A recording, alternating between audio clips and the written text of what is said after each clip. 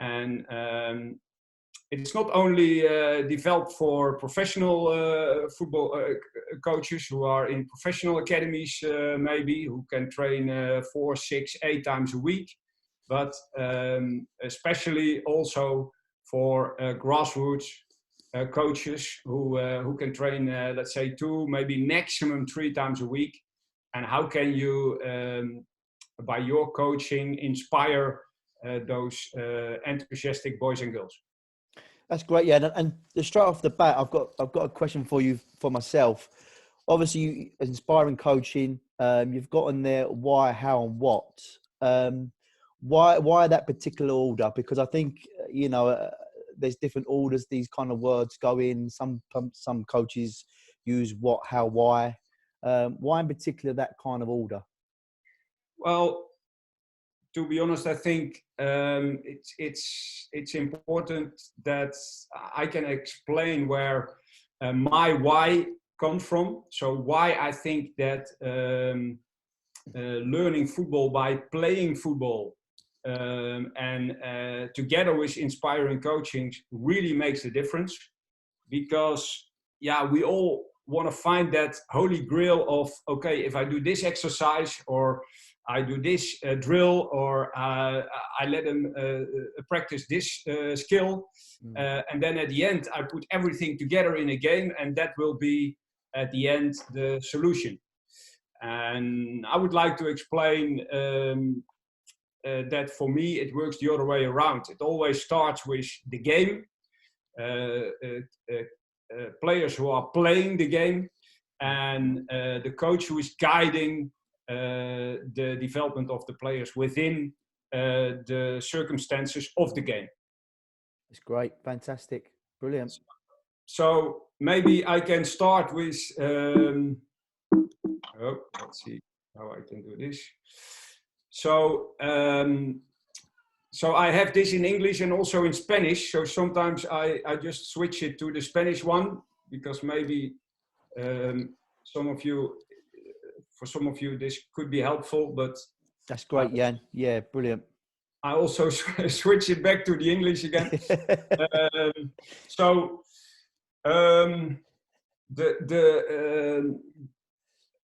Where I come from is the street football. The street football is the motivation of the players themselves. So there are no adults involved, there are no referees. The players, they make the rules of the game. Often it are not real pitches, it are parts of parking lots, or maybe parts of parks that they can, in total freedom, that they can play their game the way they want to play it. They make their own interpretations, so they divide the teams the way they want to do. They play with challenges on the pitch. Maybe the goals are a little bit different on one side or the other side, but that they solve it. Maybe trees are in the middle of the pitch. So that is the challenging situations. They all bring a football to the parks, and they just choose a football, and they're all different sizes. So that's all inclusive. Everything is there, that they are mastering that way of playing football. And it's interesting you got freedom there, Jan. I suppose you're kind of relating that back to no kind of parents being there. What is kind of the thought process in obviously having freedom on that kind of slide, and your interpretation of that? If we go back to the why, then of course my question is always, why do kids want to play? Why they can stay behind their laptops or Game Boys or whatever, but they want to go. They want to go out, and they want to share ideas. They want to show their abilities, and it's a sort of normal, natural selection process, because they will find the players that fit their abilities. Yeah. And not too difficult, not too easy. Yeah. And they play small-sided games because then automatically you have a lot of touches. Yes. Automatically you have a lot of scoring opportunities, but also opportunities to defend your goal. So it's in that way it's all inclusive in the way kids like to play. Yes. And I think that's very relevant because I remember back when me and you was at Arsenal, we actually done like a kind of like a World Cup competition where we let the kids play, you know. So even at that kind of level, elite level, we, you know, obviously gave opportunity for the kids to just basically set up their own fields, their own pitches, select their own teams, have a point system. So they've done some kind of skill that would be relevant to 2 or 3 goals.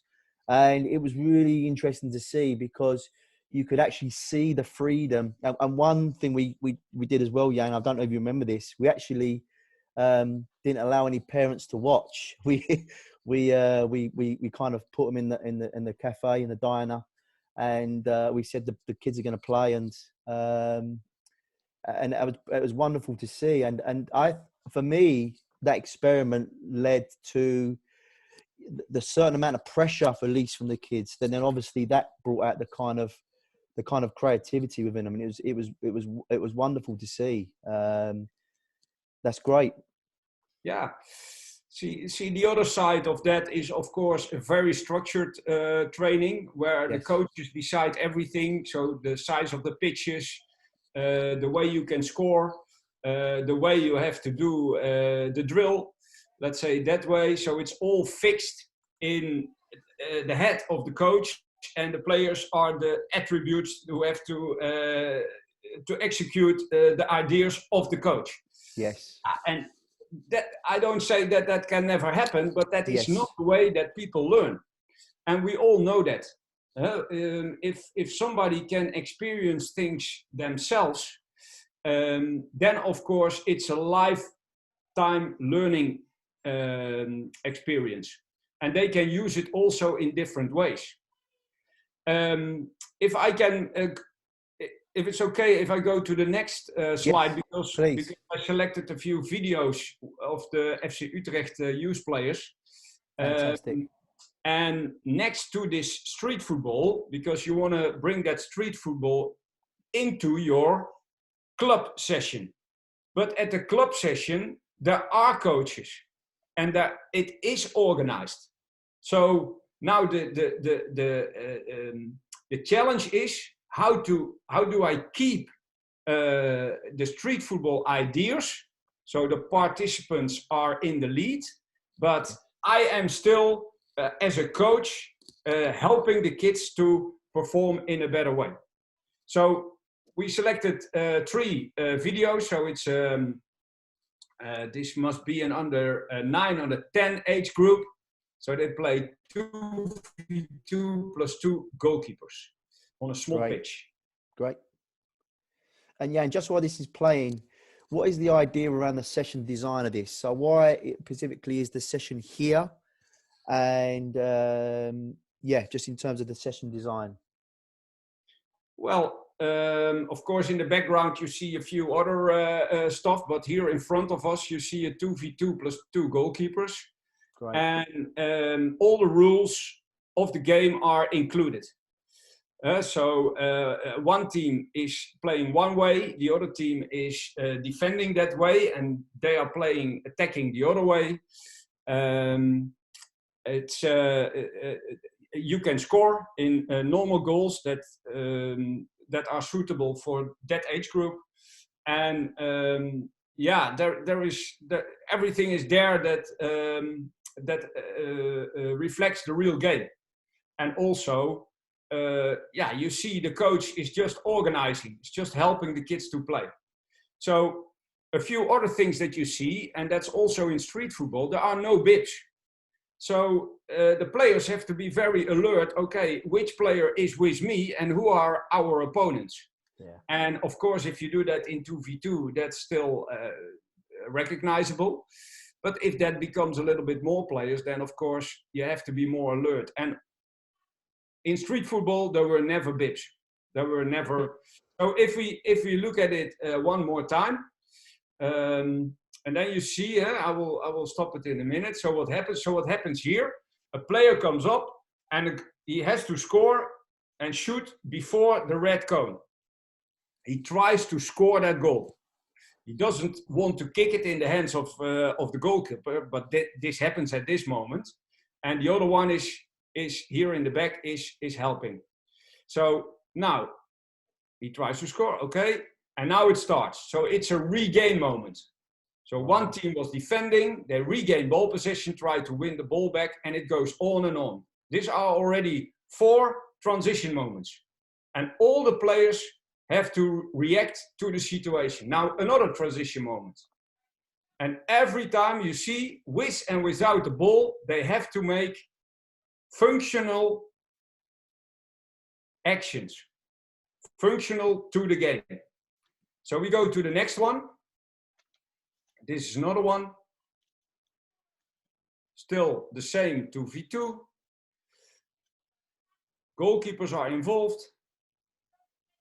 And now it's 2v1, so create a scoring chance. Oh, that can also happen. And the game goes constantly on.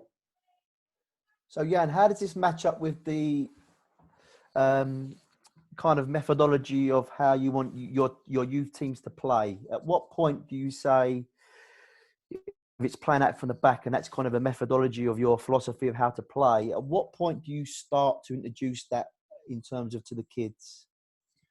I think this is a very important point and question, Dean, because you see now in this picture, you see in front of you, you see the goalkeeper, you see 2 teammates and 2 opponents. And those 2 opponents, they want to press the ball. So you have to play out of the back in a 3v2 situation. Maybe when another player of the opponent is going to help the defenders, who are strikers at this moment, of course, but that would be the goalkeeper. So what would the player with the ball do at this moment when the goalkeeper would also press forward? What would he normally do? Probably press, probably. Now, maybe the goalkeeper, because the goal will be free. Yes. So then is a realistic moment to play the long ball. But nowadays we play already the long ball before we even see if we can play out of the back. So the players have to start to recognize, okay, is this a 3v2 situation or is this a 3v3 situation? What makes it a 1v1 up front? And then it's, of course, you can pass the ball on the floor to a teammate and then you can also play on. That's great. So in our philosophy, of course, that's the starting point. So when we go back, when we go on to the next picture, you see after they play 2v2 plus goalkeepers on one pitch, they go on to play 2v2 on another pitch with other goals. So let's see what happens. So here is the shot. Oh, goes in. So now the coach plays the ball. Now they try to score. It doesn't happen. Goalkeeper starts. And as soon as the ball is lost, they play on. You see, on the other side is another pitch, and they play 2v2 there on 2 small goals. And on this pitch in front of us, they're already playing again. So there's no queuing, just shortly waiting till the next. The other ones are coming back quickly. Yeah. Up, they are going there, another ball, and here on this pitch, they normally start again 2v2 plus 2 goalkeepers. So that means that there is constantly changing situations. They constantly have to adapt to a new situation. And this is also what happens in street football. Only now you see the coaches who organize it. But the kids are in the lead. Absolutely fantastic, Jan. Brilliant. I love that you've used clips as well. Brilliant. Adam, over to you for some questions. Yeah, it's an organized chaos, to say the least, right? So that's the great thing about it. It really is. So I do have one question that was sent in beforehand. So just real quickly, Jan, how do you continue to motivate, challenge, and push players to improve while at the same time still keeping it fun? Obviously, the kids here in street football are having a lot of fun. How do you continue to motivate them? Well, we all know that of course success for a player is being able to deliver a contribution to a game, because that gives self-confidence. You get compliments of teammates. So it's very important that you make sure that that is constantly there. So it's constantly about explaining the positives, what players can do and not what players can't do. And then I would like to introduce the word yet, because we all know that those players are still in a developing phase. Mm-hmm. And yeah, it's of course you as a coach, you as a specialist and expert in letting players learn to play the game, that you choose your exercises with the right rules, with the right distances, with the right amount of repetitions, but all inclusive. So the context is always football. There's always, in football situations, there's space, there's distance, there's direction, there's timing, there's tempo, there's pace. And that all together, players have to take decisions in those situations. And yeah, depending on, of course, the way the players play the game, you have to be creative with choosing the size of the pitch, the amount of players they're going to play against each other. And from there, to motivate what's going well, what is going well, and what can be added on it. Right. I think also, Adam, it's also understanding the player first and foremost. So yeah, you might have some players that react to some loving in terms of an arm around them, or they might need a little bit of a bit more of a command coaching style. So for me, it's not necessarily always on the field; it's sometimes off the field as well. Just having simple social days, pizza parties, things like that. Showing that kind of love, and then sometimes that might just instill a little bit of motivation for them. Mm-hmm. So kind of a quick follow-up, is keeping score in this type of a game important or not important? Yeah, scores, the kids want to keep the score. Yeah. What I normally try to do is to keep games tight. Of course, there's nothing wrong with a score of 8-2 or 6-3. But normally, I play till 3. And as soon as the team has 3 goals, then they swap sides. And then the team that won the game with 3 goals starts 0-0 again, but gets the ball. And starts the new game again, and then it's 0-0 again. That means that normally when the score gets really high, let's say 15-0, then of course you have to look at how you divided the teams, how you organized it within challenges. So that is, that's hard to say from a chair in the Netherlands about how to do that in the state of Illinois. But that is, of course, also what we are allowed to ask for from somebody who is coaching and putting all his effort in as a coach to find the right solution. And don't be too hard on yourself. I just heard Adam say the word chaos. Of course, for us as adults, where you are looking at, that looks like chaos. But for kids, it's not chaos, it's fun. They love it. That's true. in one way, you have to come away a little bit from your, let's say, from your last experience in football or what you see in Champions League or MLS games, to go back to, okay, what is important for this age group? What is football for this age group? And 99% of the time, for us, it's chaos, but not for the kids. Great. Yeah, and I just want to make sure to all the people who are listening, if you've got questions, feel free to put them in the Q&A or certainly put your hand up. We actually have a question here that just came in from Michael. How much time do you spend educating parents? An uneducated parent will watch this session and not really understand what's going on. Oh, but that's also, so I'm the head of coaching. I'm not the head of coaches, because that is our academy manager, but I'm head of coaching. So I'm the coaching philosophy, the development philosophy. So what we do is after every 2 months, we ask the parents in for a short meeting and explaining where we're standing and what we're doing.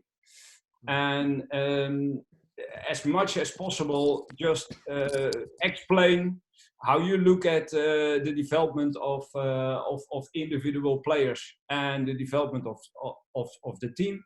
Of course, you don't have to speak about the development of an individual player with parents of other players, but it's very important that you keep an open communication with your parents. At the end, it are your biggest ambassadors. If you see them as your opponents, they will become opponents.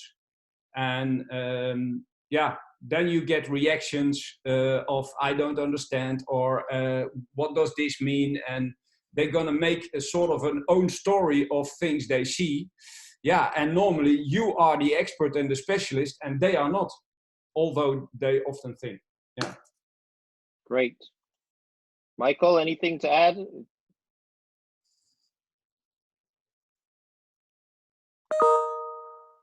No, I think it's really great information is how working with your parents. And I always kind of go back and forth to figure out how much time I need to explain to them some of the methodology. Do I need to go into detail about why we're doing particular sessions? But bringing in them every 2 months sounds like a really great idea. Thank you for your time. Thank you. Thank you for your question, Michael. All right, back to you, Jan. I think that's good for now. Yeah, thank you very much. For all the participants, we hope that this is a way of working that you appreciate, because we like this interaction. That is Adam and Dean and me. We really spoke about that, how we could do that. So we are looking to your feedback afterwards. So we go on to the next slide, and then it's about creative development. We already spoke about what are the ingredients of the football game. And the context of football is that the ball is always free, the game is fluid and ongoing. There is chaos. Players have to play the ball with their feet, what is very difficult compared to play the ball with your hands. So we have to include that with our coaching. So if you go to self-learning, unconscious, so that for me that means that the coach is creating a situation that the kids learn secretly. I'm not really sure if that's the right word for it, but I mean the kids and the players, they don't recognize that they are learning a certain skill. I will give an example. Maybe you want to improve the dribbling skills and maybe pass somebody.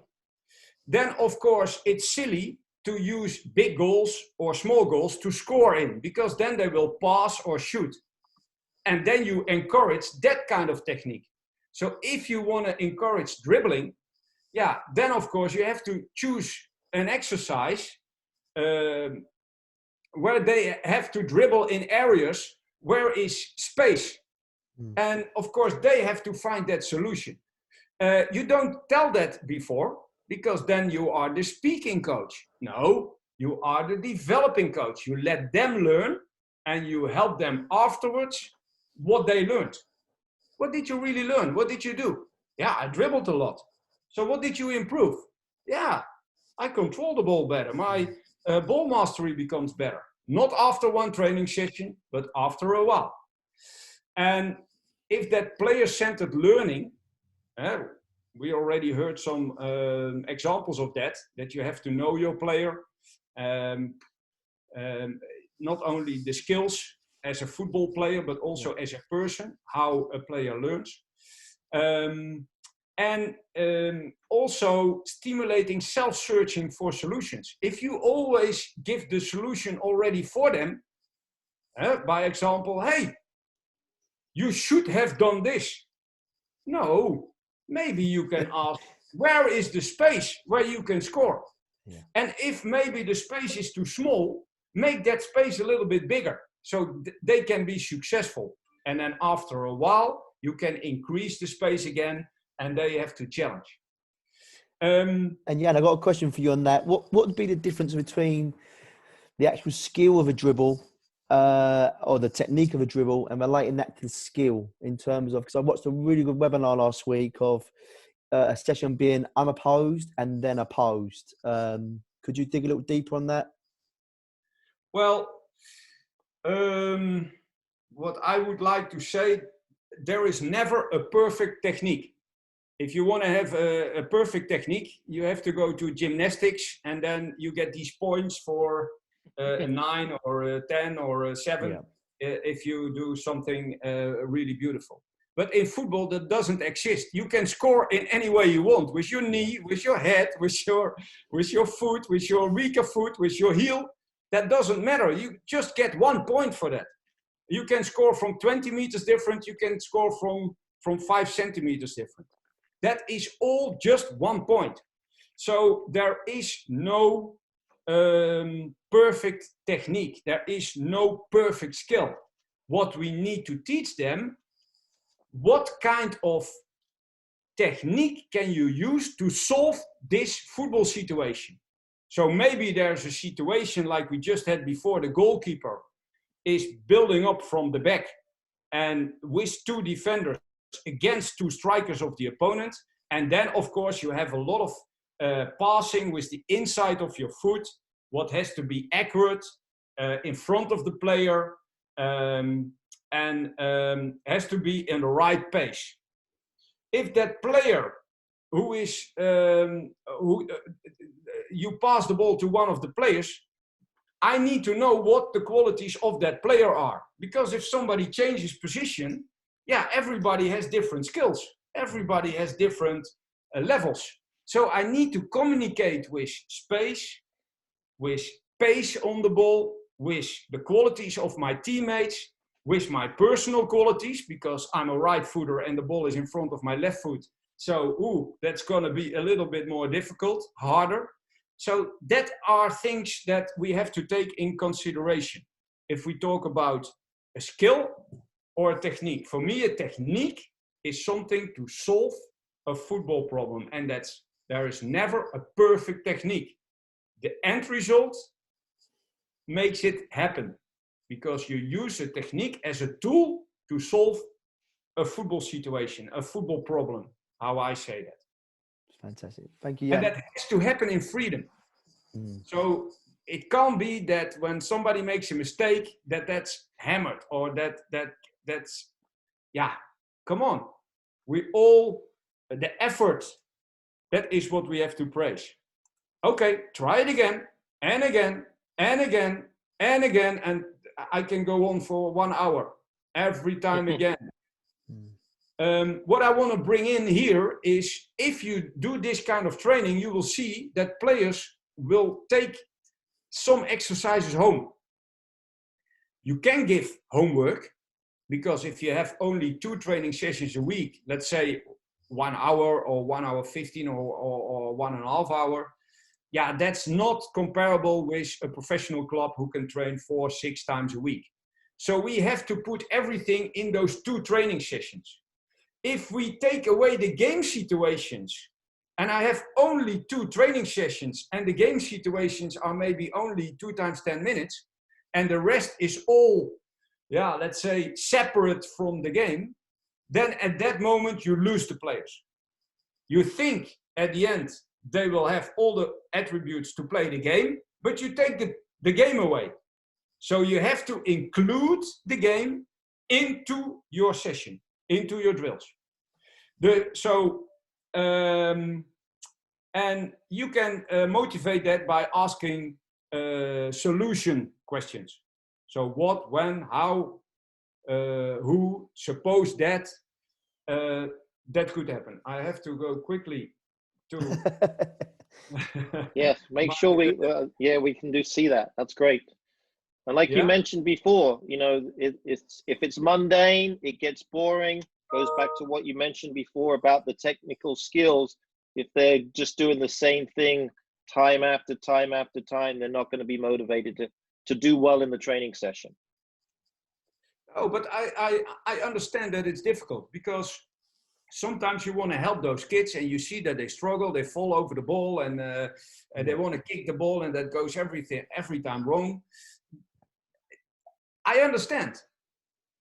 At the same time, I would like to encourage you, okay, bring it back to game situations. So if you want to passing, find a passing game. Make it as easy as possible that they can be successful, that they have to pass, and they have to recognize, okay, if I hit the ball really fast, then it goes much further. And when I just kick it softly, it stays closer to me.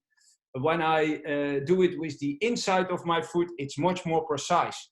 Yeah, and of course you can help them a little bit. Where do you have to put your foot, and how do you have to keep your heel down and your toes up, that kind of stuff. But I think learning football by playing football gives the biggest result.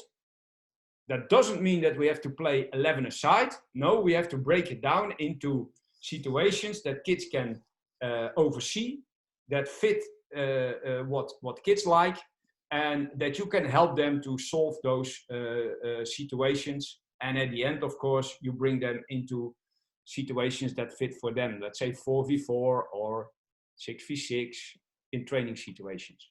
Great. Mm-hmm. So I have a few examples of a training session where self-learning and player-centered. So we go there now. So you see a few different pitches. This is filmed with a drone. So you see here, I just speak on. So you see those small goals and you see those big goals there. Yeah. And then this is one pitch. And then for the same team, there's also another pitch over there. You see now already it's a rectangle. So they're playing now narrow and long. And if you would play the other way, then it would be very short but wide. So Jan, just explain that's purposely done for the session design to make them different size of fields, and then also what is the kind of fundamentals of you looking from the kids to adapt to that? Yeah, well, this is maybe before we showed 2v2 plus 2 goalkeepers, so actually that's 3v3. Before, so the first game you saw was 3v3, and this is 4v4. So now you see that this is a setup with different colors. You see yellow cones, you see green cones, you see blue cones, you see red cones. Now you see bibs, so two-tone teams of 4. You see 4 small goals, and you see also white cones. And the white cones, they make sort of an end zone. So if I show this one more time, and this can be all in one. This is 3v3. And it came from 2v2 plus 2 goalkeepers. So this is a big pitch with big goals. And now we go to a smaller pitch and directional. And you see here, so the balls are in the corners of the pitch. And I want to explain something about the size of the ball. So it's motivated to play forward, to run forward, and to drive forward. And this is a dribble. So this is line dribble. So now you have to score with a dribble. But you can also use the goals, what you will see later. So there's a lot of chaos involved. Yes. One of the things is, when do you play from red cones to the green cones? And when do you switch to play from the blue cones to the yellow cones? Because you can also, you don't have to play only that way. You can also play the other way. Now, and that is, of course, again, that chaos. Another thing you can do, and that is to work with different size of footballs or different color of footballs. You know, I used this one also at a lecture, what we had at a course at Barcelona. And then we had 3 different colors of balls, and every color had a different aim. So let's say the red colored ball, you should score with a dribble. The blue one should be in a one-touch pass. And what was it? Blue, red, and white was passing it into the end zone. So somebody had to run into the end zone to create forward passing and forward running. So at the end, of course, the players could decide, okay, is there another way you want to score? Yeah, we want to score in that or that way. Okay, which ball do you think is, okay, when we use the blue ball, the players decided, then we can score in that way. So then it's more player owned. So we go to the next one. So here you see that change of direction. So you see he takes the ball, the yellows are going to score in the green goal over there. Okay, that ball is totally mishit. Okay, the blue get the ball. Oh, and now I say, yellows, you have to score on the yellow side. So they have to score here. So a change of direction. And now you see they have to adapt, running behind, up, and score.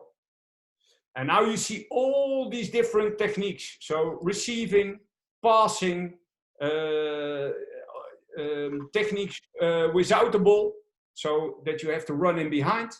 And the other team has to make sure that they defend that. So if we look at that again, and this is real street football, but then at club level. So he's running in behind. The opponent is not following. Oh, a little bit too much pace on the ball. Now the Blues get a chance. They play from red to green. Okay, misunderstanding, no problem. And then I say, yellows, you have to score on the yellow side. And Blues on the blue side. This little player here in the middle knew already what to do. See, he runs in behind, in the back of the opponent, and that's what you want. And that, so, and you see the players enjoy it because they clap their hands.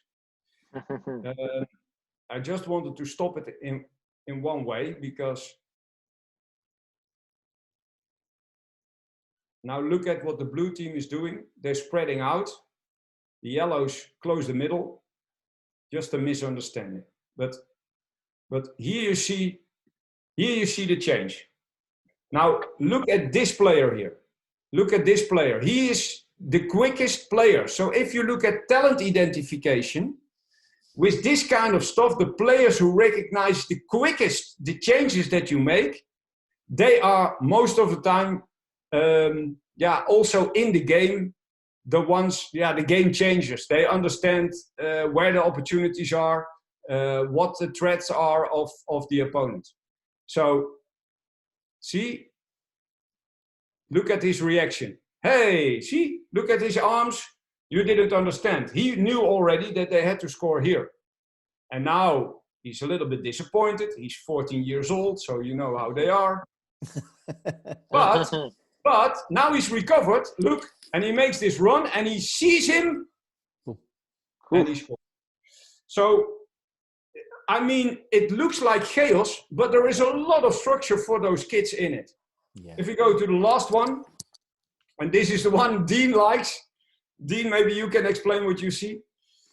No, I just like the creativity of the player. So this little skill here. Again, yeah, no, I think that this comes back to, I mean, woof.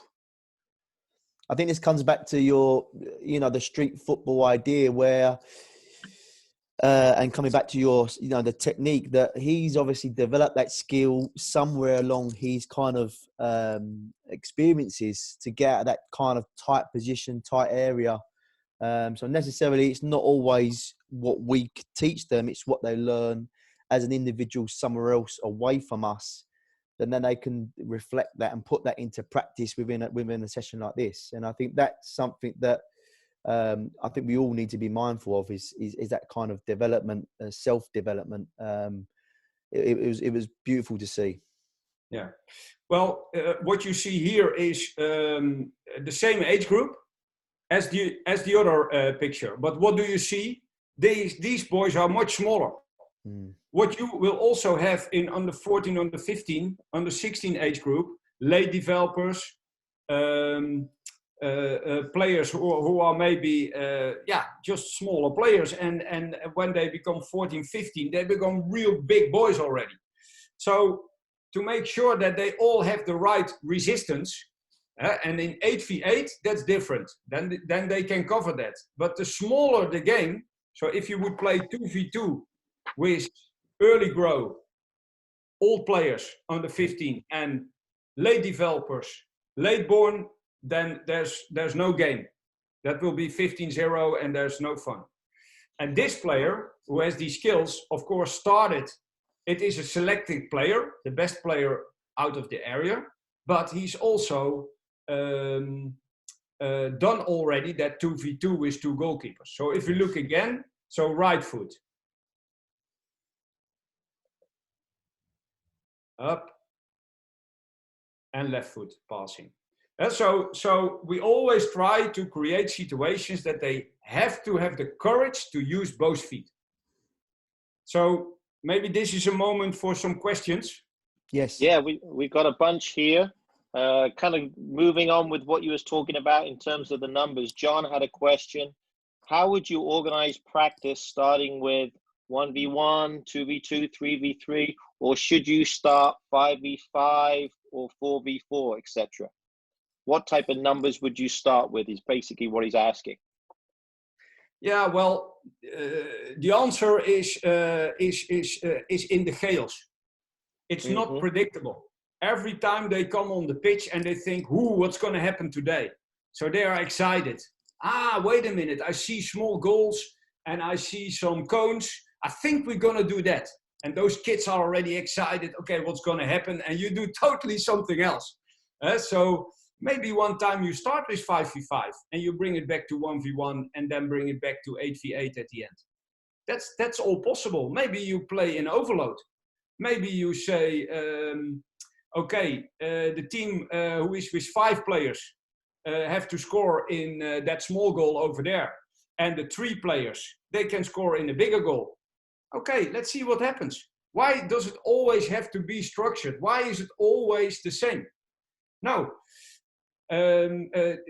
With every goal that is scored, one of the players have to swap teams. Let them organize it. They have fun. But make sure that we stay almost even teams. Or you say, you give no rules. Because every time when they score, one player of orange team has to switch with the blue team. And what happens then? You have maybe one team with 2 blue bibs and 2 orange bibs against another team with 2 blue and 2 orange. And then you have to recognize, okay, who's my teammate? Because you swap teams. That's chaos. That's awareness. That's make it hard for them. Make it challenging. That's great. That's great. John, anything there? I hope you can hear me.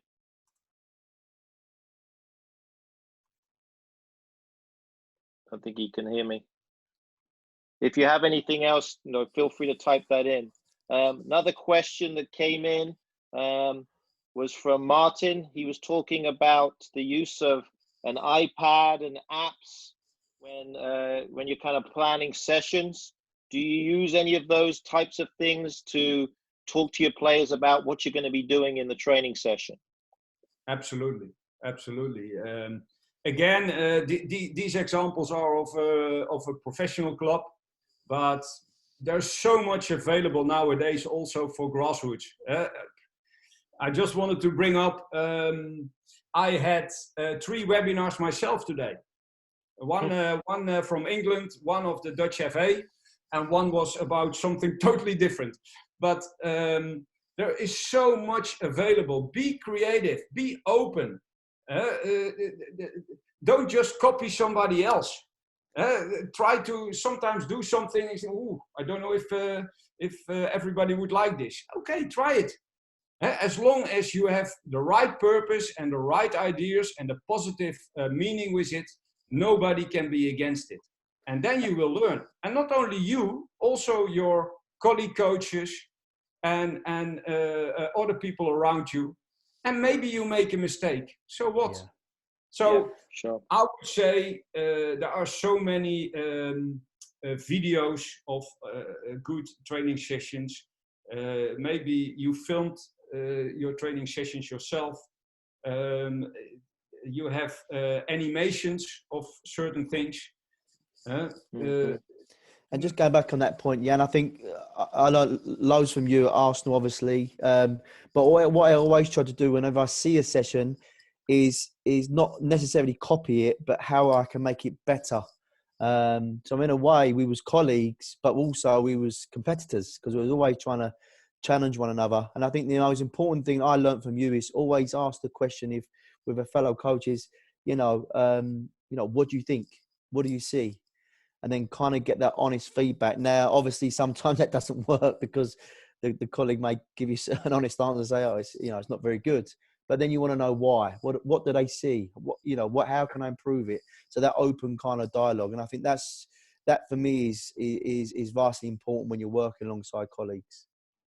Yeah, suppose that you don't ask that colleague, and so that colleague doesn't get the chance to say, well, maybe it's you can add something to it. Let's say it that way, but you don't ask it. You keep on doing it for 10 years, making every time the same. And if somebody would say, "Hey, Jan, did you think about that?" So if somebody says, "Jan, I see your exercise, but I would say do this or that," well, I will clap my hands. Thank you very much. We are all colleagues. We are all in the same job. Nobody is better than somebody else.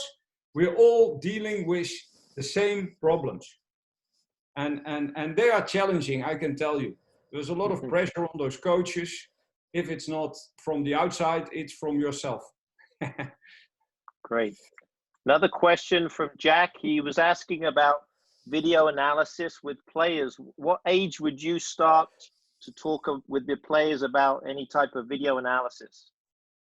Yeah, we are also discussing that. We have players in the age of under 8. And then they say, yeah, video analysis and that kind of stuff, of course. We also let them draw a soccer situation on a paper with colors. So that's also a 7-year-old. Now, I think those kids, they have their favorite team. They love their favorite player. So let them decide, okay, I have this clip from my favorite club and I think I love them because of this. Or I love this favorite player if it's about that age group, that young age group. And I love that skill of or that technique of that player because he uses that in a certain way.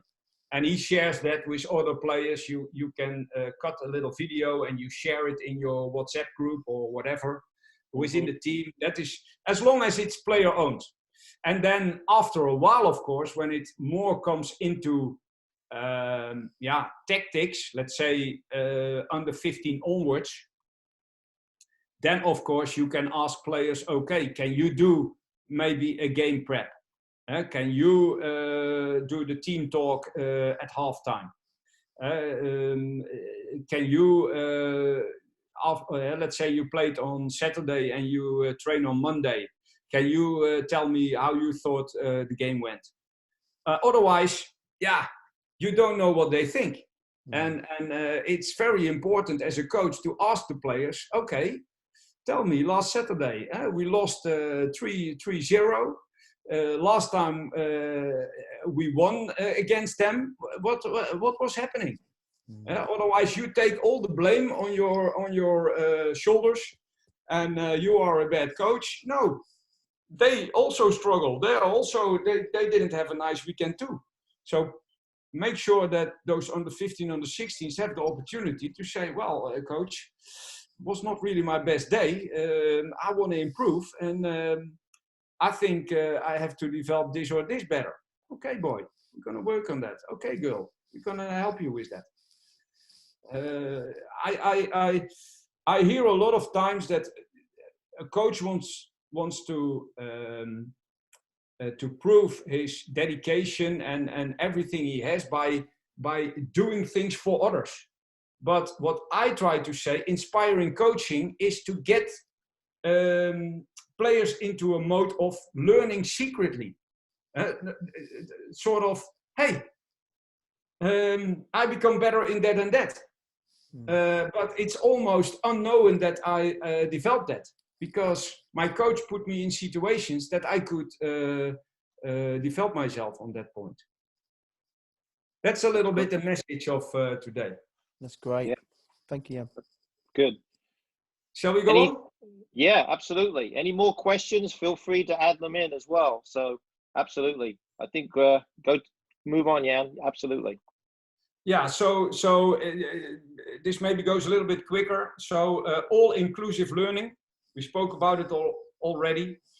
I think feedback is always a compliment. This is what you do well. We could add that to it, and then it becomes perfect, or that kind of stuff. As soon as you say, this was a good pass, but now then they stop listening, or it's just over. So just make sure that those kids understand, okay, I do this good, and at the same time I could add something to it, and if you could prevent sort of a situation that player can learn it, that would be great. Yeah, and then those different environments, we showed already a few. We will show another video in a second of different. And then, yeah, metaphor, act like that famous player, or act like somebody who is, yeah, suppose that you want to make a cross, and those crosses are not really perfect for the striker. Now, then you make a metaphor of act like that and that, and then how does that player cross the ball? How do they do that in the national team? Let's say for the ladies who are world champion. That's beautiful. Mm-hmm. And yeah, I speak a lot today, but I also I want to give the message of I had a stopwatch when I just started at my club, and we had a stopwatch, and it was really 75% of the time talking of the coach. And please use that for yourself as feedback. Every time when you start talking, put that stopwatch on and stop it when you stop talking. You will be almost scared. There's so much playing time, training time lost in talking that it has to be mentioned. I'm sorry, I have to say that. It's all over the world. It's nothing bad. It's just something you have to be aware of.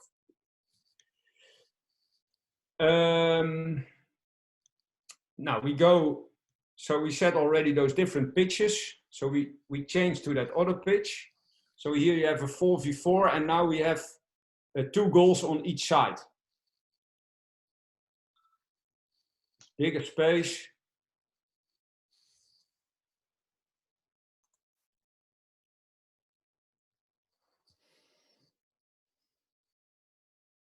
passing inside, receiving the ball, passing inside, passing out, overlapping, a switch play, in-step pass, first touch forward, set, another set. Oh, everybody back to defending, regain ball possession, really good reaction of this player. Losing the ball, orange directly attack, good run in behind. And you see already in this game, there's a rule that the defenders are not allowed to go in the defending zone.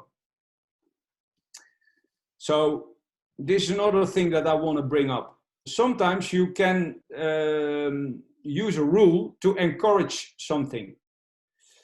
So the question is now, what do you encourage with the defenders if the defenders are not allowed to go in the defending zone? So the attackers are allowed to go into the attacking zone, but the defenders are not allowed to go in their defending zone, what is of course the same zone. Now, what kind of reaction do you get from the defenders? Now, normally, it's not useful to run back, because at the end you can't run back further and then the attackers still have that 1 meter or 2 meters or yards. So what you have to do, you have to press high. You have to get the ball back as quick as possible.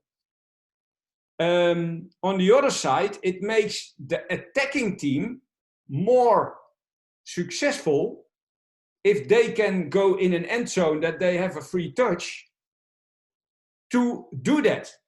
And otherwise you get that mannequin play that everybody keeps on standing on the same place. But now you get a dynamic just by one little rule.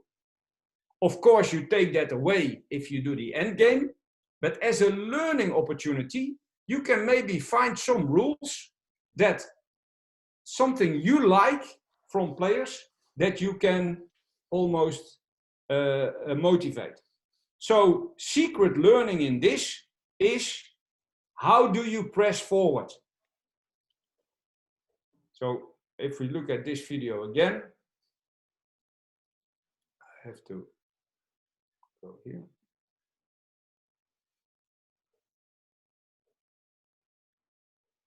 So the yellows are not allowed to go in their defending zone and the orange are allowed to go in that attacking zone. See, there.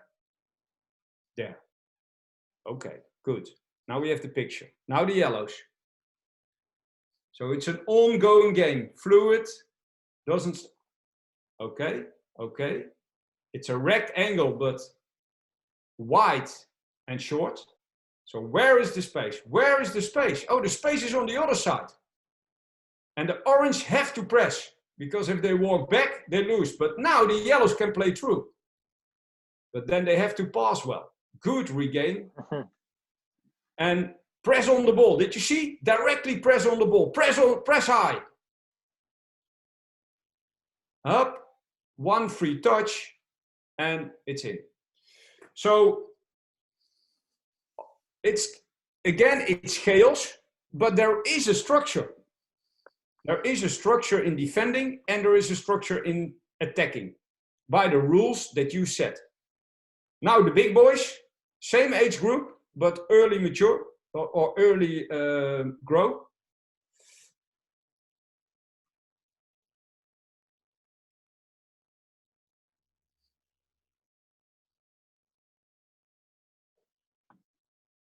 He's waiting, and there is the run in behind. Up, support, and score. So that was a very important moment, because what you normally see is that the long ball is played at a moment that it's not the right moment. So if you look at this situation now, that, okay.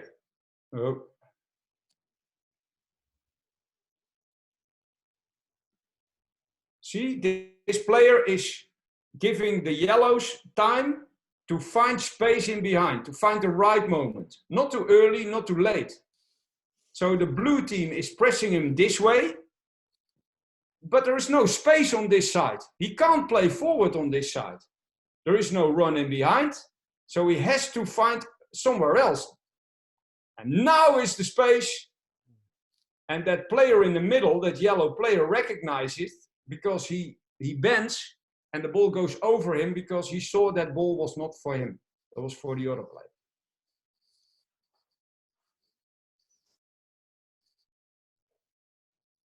Okay, so last slide. If you always train in the same circumstances, that's okay. On the other side, if you have the opportunity to train with different circumstances, like here, indoor, grass, street, artificial pitches with all different sizes, different footballs, different rules, you get creative awareness, and players have to find ways to deal with those challenges and disbalance. If you always train in the same way, the same structure, yeah, then you get, of course, players who get a little bit, let's say, okay, it's always the same. We don't have to react on anything because it's predictable. And that's not what you want. You want to challenge them constantly to find solutions for the difficulties that you set up. And that can be in the game situations, that can be in the way they can score, that can be in different rules, that can be in different services, as long as the ingredients of football are still there. So the context of football, one team is going that way, the other team is going that way. The game is fluid, the ball is always free. You have to deal with pace, distance, direction, timing, tempo, and pace. And in that total picture, what is a chaos picture, those players have to take decisions. So in that way, we spoke about the why, how, and what. So why is it important that you create that situation looking at street football, where kids play without adults, but you bring that street football into your club? How do you do that? By creating player-related football situations, where you, by the setup you make, you encourage certain situations. And what do you do? That are, of course, a few examples of exercises, what we use at our club at the moment. And as you see here, that is my email address of World Soccer Partners. That is the sort of group that we want to help football forward. So brilliant. That's brilliant. Thanks, Jan. So there was a question on here about access to the presentation. It's being recorded. We'll put it up on YouTube here, hopefully by the end of the day today, so people can see it. So we appreciate your time. One other question just came in. I don't know if we've got half an hour, 45 minutes. This is a big question right here. Can you talk development versus winning at the grassroots level? I know that's a big question, and I know we're running a little over on time, but really maybe a quick answer that you can maybe put in there, Jan? Well, there's one thing I want to say. If we take winning away, then I'm gone. So that's good. For me, winning is important, but no, not but. And what is also important is the development of the players. And top coaches in youth football, but even at professional level, they are able to combine the result and the development. Even at clubs like Liverpool, so Premier League. Oh. Yep, I'm just sharing go ahead, keep going. Yeah. Okay. Oh, sorry.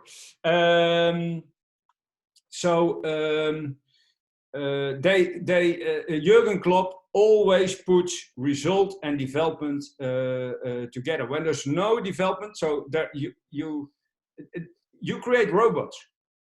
They have to do what the coach says, and that brings the biggest result. No, you develop players, and at the end, the result is there. And if that means that you win tournaments, or you win leagues, or you win cup games, yeah, that could be. At the end, in youth football, it's almost worth nothing. The only thing is that it helps that sometimes if you always lose, that is very disappointing, that people don't show up anymore. If you always win easy, then people they don't put effort in their training session anymore. So you have to find constantly that balance. We at our club, when we play in a competition, it's too easy. We find friendlies who are harder. If we play in a competition and it's too hard almost, then we find friendlies who are a little bit easy, because we want to develop those players on all those areas. And I shared yesterday with Dean, so I worked at Willem II. Two of our youth players are Virgil van Dijk and Frankie de Jong. Both played 10 years in that academy. And they won one time a tournament. They were one time lost on a tournament. They were champion in the league. They relegated in the league. One time they had to play up, and one time they had to play one team down. But everything together made that they are still developing themselves, even now that they are playing at Barcelona and Liverpool. And that for me is a way that we as coaches have to combine. If I win a game against another coach, another team with my team, then of course I have to thank them. If they wouldn't be there, there's no game. We have to do it together. We have to create situations that children can learn. And especially on those Saturday or Sunday game situations, go to that coach, be friendly to that coach, go in his, stand in his shoes or in his situation or her situation. If you win a lot, be careful with your colleagues. Be nice. Because next week you maybe lose if the opponent is stronger. So it's really important that we, of course, the game is about winning, but it's about developing players to win.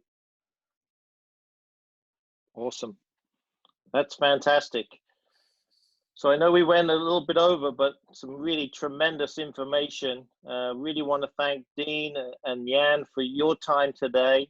And certainly if anybody has any questions, you've got the contact information there in front of you. So feel free to reach out to us at any given time. We'll hopefully be able to answer all of your questions. But any final thoughts, Jan and Dean? Well, maybe you, Dean. Obviously inspirational in terms of the information you give. I'm sitting here learning myself, so thank you so much for the opportunity, Adam and Jan, as always. Absolute pleasure. I know in the future we've got some more webinars coming up with some other guests, which I'm really looking forward to.